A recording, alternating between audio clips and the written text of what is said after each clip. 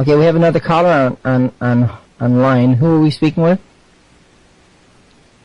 This is Stanley Jolette. Stanley! Oh my goodness. My buddy. What's up, bud? Hey, Rick, how are you this evening? Man, I'm doing just great. I actually had some cramps coming on in the show, but you know, it's kind of like moving right out. I'm feeling good. I'm feeling connected. I'm feeling happy. You know? Hey. Right. Well, the good things overpower the bad. Oh, yes. Definitely. Definitely. Yeah. So what can we do for you, partner? Well, you never did a direct reading for me, and I'm trying to connect with my father. Okay. He died in 1998 of congestive heart failure. Okay. And his name is Stanley Wroblewski. Stanley Wroblewski. What do you think about that, Diana? What a beautiful name, huh?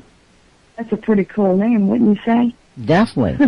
Now, you know, the first thing that come to me, which is kind of interesting, and I don't know if we brought this up before, but as soon as you said the name, I get a connection. I'm seeing something about a sailor sea.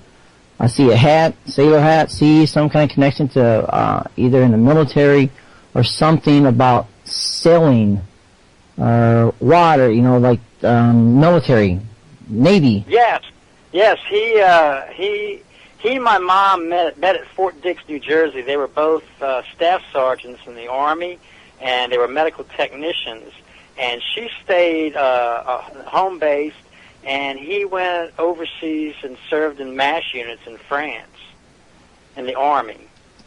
Okay. So there was a military connection.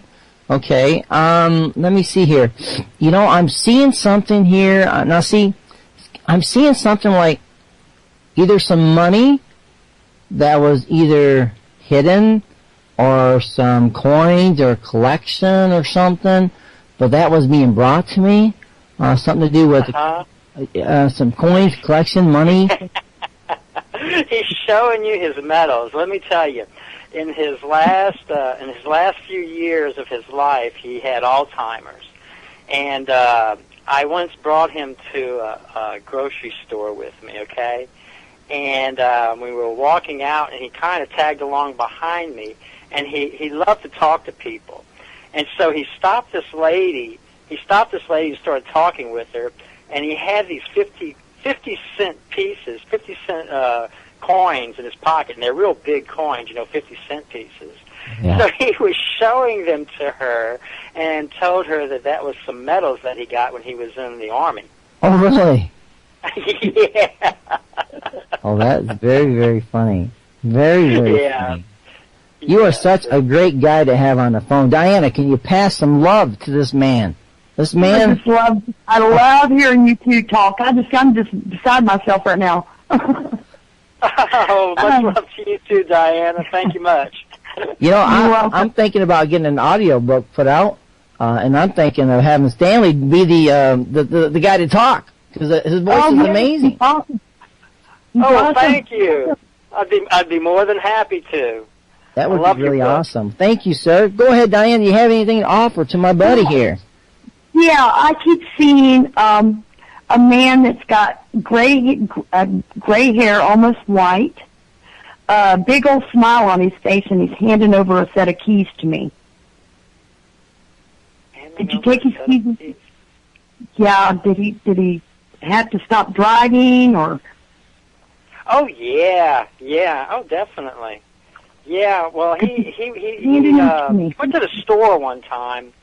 Okay, and this was right when he had the early onset of Alzheimer's, and it wasn't really diagnosed at the time. And he went to the store, and he missed a turn, and he ended up like 10 miles down the road, and he was lost. But luckily, he found his way back home, and that's when he turned his keys over. That's when he quit driving. Now, I had something come up. He was not happy about it. He's not happy about handing his keys. Oh, no, not at all. Not at all. Because he wouldn't be able to drive his green machine anymore. He had a little green Toyota Corolla. He called it his green machine. He's stomping his foot. He's like, he did not like giving his keys over. No. Not at all. You know, it's really, really fun. Man, your voice is amazing. Because you draw out a word. You draw it out. Which really, and it makes it sound way cooler. I want to ask you something here real quick, and this is really weird, and this is kind of like, it's not nothing bad, but while you were talking, I don't know if this is something that's connected to you or connected to him, but he was showing me breasts. Now, Breasts? Yes, breasts. Woman's breasts. So. Let me tell you. Well, let me tell you, Rick. In his about the last 3 or 4 days of his life, he had congestive heart failure, meaning he was building up fluid in his lungs. Okay, and you know the staff in the hospitals is just so thin right now. You know, and at that time they was very thin, where you could just call a nurse at the whim of a moment, and a nurse would be there immediately. So what I had to do is I had to use a suction, and I had to suction the fluid out of his throat in order for him to breathe. And I literally kept him alive for a couple of days by staying up and doing that. So I helped save his breath for his last breaths for the last days of his life. Mm. I had to do that with my father. Yeah. Yeah, it's really a terrible thing to see. And terrible thing to witness, and but you know, it's somebody has to do it if you want to keep loved ones alive. Yeah, he's okay now though. Oh yeah, he's found his peace. Yeah, and he's got entertainment up there because my mother joined him 3 years ago. So I'm sure God's having a good time with her too. You know something. Was there a wreck or a wreckage or something? Because I keep hearing wreck and wreckage that's being brought to me.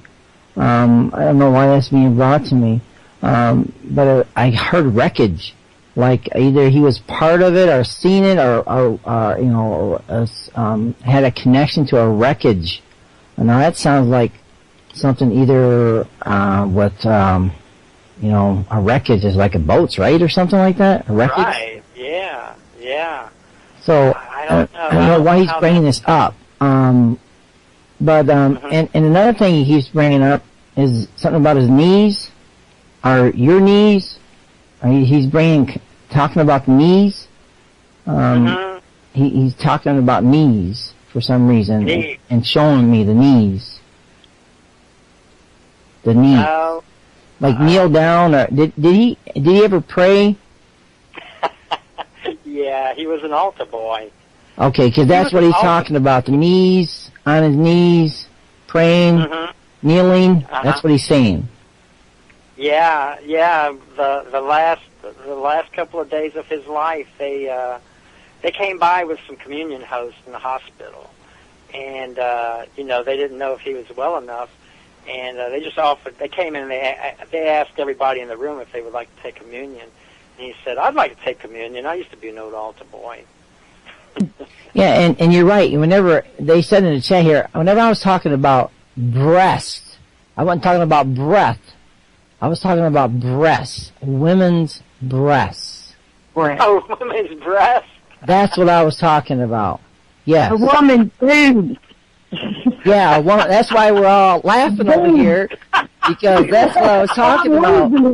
You understand? I'm on a computer phone here. It kind of muffled your words there. That's why I heard breath, and you said breath. I'm like, okay, that didn't really go with my breast, but sorry, I didn't know I could say that, on the radio. I'm trying to be clean here, But he was bringing that to me. I don't know why, Maybe he had an interest in breasts, or maybe you have an interest. Well, let me tell you, my parents, when he lived to be 78, and when they were up in age, okay, but they were still having sex, and my mother finally had to shut him down because she was getting old, but they loved each other, So when she had to shut him down, it probably tore him up. Oh, that's funny. Yeah, people were making fun of me in the chat room because the breast, they didn't really go with, the same thing. so they're laughing at me, or I don't know. Yes, I almost felt bad for laughing when you started talking about his chest, and I went, "Oh shoot!" I'm like, okay, this guy, okay. It's kind of hard to hear. Why y'all were laughing. Sorry about that. Oh, that's okay. That's funny. He would have gotten a kick out of that. You know, another thing he's showing me is hands behind the back. It's like hands behind the back. I'm seeing a visual with the hands behind the back. So I'm assuming this is something that he probably did a lot, or was part of maybe even being military, where his hands was behind the back a lot. Yeah. He would like. Well, I had two nephews that were born premature. This was back probably over 40 years ago. And he was a medical technician, okay? And so he used to work at the hospital where they were born at, and they were premature, so there was a couple of weeks there. And at that time, they didn't have the medical know-how that they have today, you know, where they could keep preemies alive easily in a hospital. Now they can weigh a little over a pound. Well, these little guys, they weighed maybe a little over a couple of pounds each, you know. And so he would stay in front of that window watching them and praying, you know, for them to live. So that's what I see. When you say he has his hands behind his back, I see him waiting. You know, I see him. Because I see him in that waiting position. You know, like a military person would just sit there, put their hands behind, you know, like at ease position, which is probably where he was at. And you know, another thing that keeps coming up to me, I was brought to me, was London. So, he ever went to London, or have you been to London? Because London was. Never went to London. He was in France. Okay. Yeah. Okay. So London was brought to me for some reason. Well, let me tell you, he never really talked much about the war. So he might have gone through London on his way to France, and I wouldn't know about it because he never talked about it. Okay. Yeah. I keep seeing someone rocking a baby, and to me, the baby's there with him. Did your mom or anybody in the family lose a baby? Yes, she did. She lost. She had a miscarriage. I think her first pregnancy was a miscarriage. Okay. I see the rocking of the baby, and that's telling me that the baby's with them. And Actually, I also have a sister that passed. She passed in 1991, and she died from breast cancer. And when she died, it really, he really never came back to himself because it really shook him up really bad. And it's hard to lose a child, and it really took its toll on him. So that's probably what it is. It's probably my sister. She died when she was 42 years old from breast cancer. So she had breast cancer. Okay. Yeah, that was 23 years ago. Now, you know, another thing he's brought to me is clocks. Did he have something going on with clocks, or because it's like I keep seeing different clocks. Like there was a clock over here, a clock over there. Meaning, like he watched times, like really watched times. Or... Oh yeah. He we had a big clock in the we have a clock in the kitchen where we used to eat at. They had the dining table in the kitchen, and he would always come home for lunch from the doctor's office, and he would always eat lunch with my mom from 12 o'clock till 1 o'clock. And so they would eat. He would eat, and at 12:30, as the world turns would come on, and they'd watch as the world turns for a half hour before he had watched the clock above the television set in the living room. After that, to make sure he'd get back to work on time. So he was definitely paying attention to time all the time. All the time. Oh yeah. Very well, and I know that comes with both of them. You know, yeah, it was a strict household that would be raised in, but they were loving parents, and they gave us all a lot of freedom.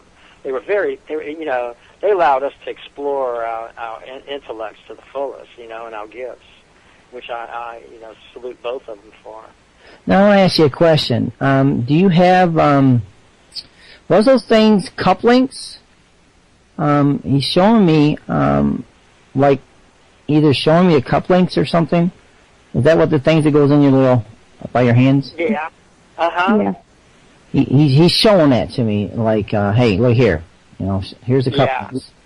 Uh-huh. Yeah, he had cufflinks. He used to wear cufflinks. So you used to wear them all the time?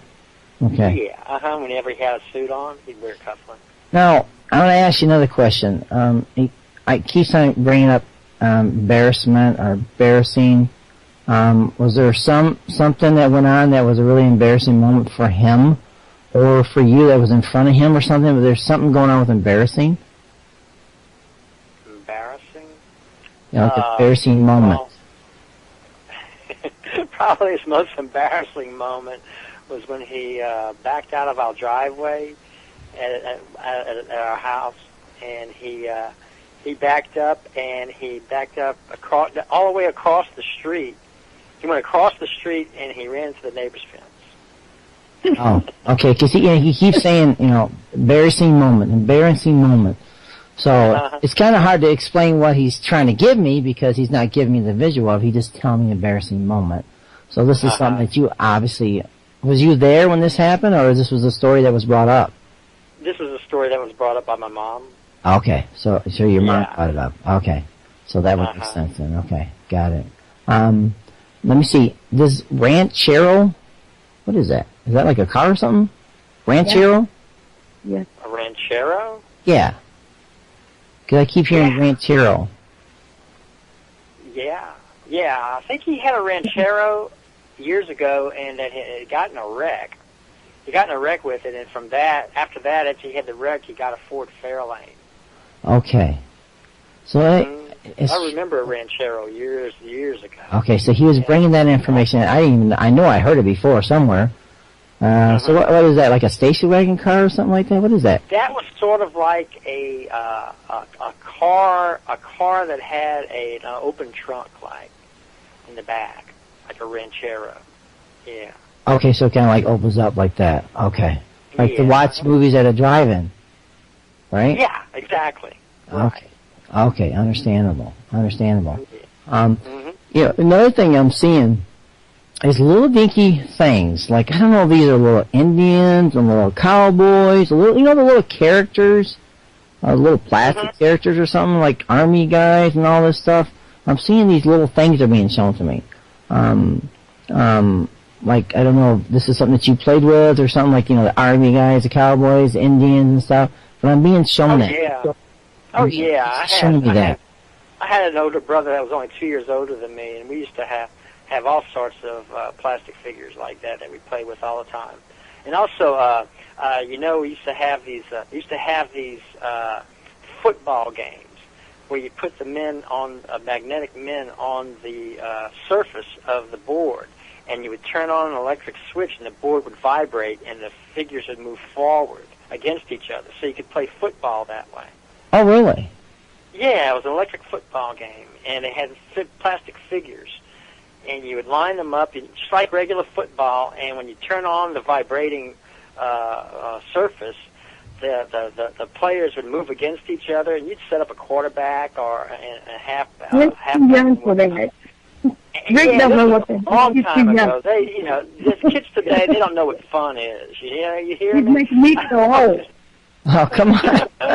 Well, you'd have a running back. He'd have the ball, and the front of it would clear out the way the men would push against each other, and you'd get a hole, and he would just go darting right up the middle, vibrating along right straight down the field. It was cool.